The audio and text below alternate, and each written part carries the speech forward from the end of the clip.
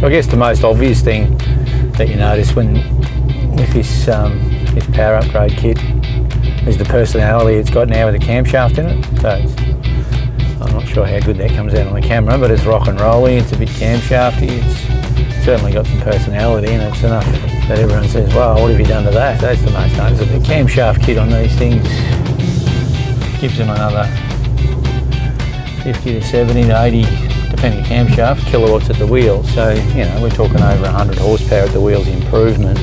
The things we strive for with these is to match the camshaft with the customer's expectations. This is our smallest package that we offer, and we use this in a lot of automatic LSAs.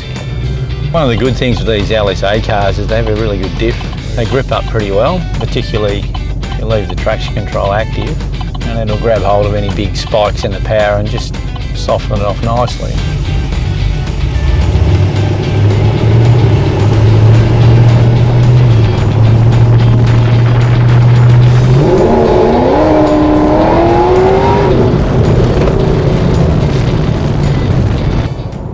So we're talking about this LSA and dyno tuning it. Now that, you know, we're at that point, it's got the injectors, got all the systems set up, ready to go. Get it on the dyno, same procedure with every car that we dyno. We put it on, square it up, front to back, wheelbase, strap it down. A lot of people don't have the capability to strap a car as well as we do, 4 straps, including a shit strap. We've got all that stuff because we can, you know, basically tune and hold something to nearly 2,000 horsepower. So these smaller power things, even though they make 500 kilowatts, 800 horsepower, whatever it is, they're still, that's not a stretch for us. We can, if the wheelbase is right and the strapping's right, we can set them, hold them, and comfortably repeat that every time the car comes in for a tune. That's really important. No good chasing a tune issue if you can't repeat it. And we've seen, you know, dyno shops and heard of places that they put 2, 3, 4 staff in the boot to try and get some grip, depending on how much power they make. We don't have to do any of that nonsense. Strapped in properly, repeatability's there, happy day. Yeah, part of the tuning process that we go through is tidying up the transmission control as well. So we shorten the shift time and up the line pressure and control the adaptive learning function in the trans control. And the overall package in trans shifts and everything else is a lot better. And the more load you put on, the better the trans shifts. So it still shifts really nice part throttle, but it just gets better and better the more load it sees. For, you know, such a car with so much torque and a fair bit of grunt, it's surprising how well they hook up and go.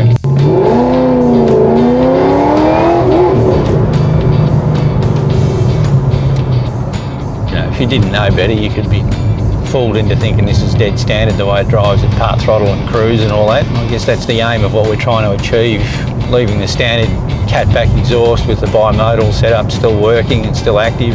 Got some big headers and big cats and a fair bit of power on the front end. So when you step on the loud pedal it all happens, and when you're cruising around you can put your mum in it, no problem. It's sort of a wolf in wolf's clothing, if that makes sense. At least now it doesn't sound like a sewing machine like they do in their standard, and it certainly goes. I mean, they're a pretty heavy car, and even with a standard LSA, that all that power gets soaked up in the 2 tonne of car along. So now we've taken it from, when it was standard it was 312 rear wheel kilowatts and 480 I think maybe rear wheel newton meters, to 470 kilowatts and near on 1,000 newton meters. So it's a big old jump in power and torque. So now it's got the mumbo to match the looks, that's for sure.